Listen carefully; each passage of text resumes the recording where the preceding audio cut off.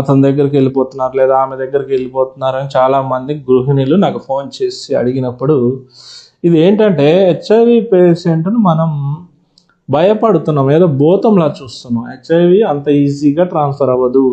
దోమకాటు వల్ల HIV transfer అవ్వదు. యూరిన్లో లాలాజలంలో ఉండదని చెప్పాం కదా. ఎంగిల్ తిన్నంత మాత్రం హెచ్ఐవి. కాకపోతే మరీ భూతంలా చూడకుండా సపరేట్గా వాళ్ళ జాగ్రత్తలు వాళ్ళు ఉంచడం మంచిది. కానీ మరీ భూతంలా చూస్తే వాళ్ళు డిప్రెషన్లోకి వెళ్ళిపోతారు.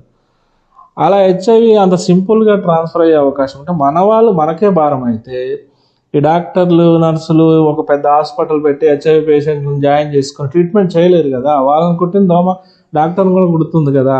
ఇవన్నీ అపోహలు. ఖచ్చితంగా బ్లడ్ ట్రాన్స్ఫర్ లేదా అరక్షిత శృంగారము, సూదులు సిరింజులు, తల్లి నుంచి బిడ్డకి, ఈ 4 కారణాలు తప్ప వేరే ఇతర కారణాలతో హెచ్ఐవి సోకదు. ఇది స్ట్రాంగ్గా నమ్మాలి.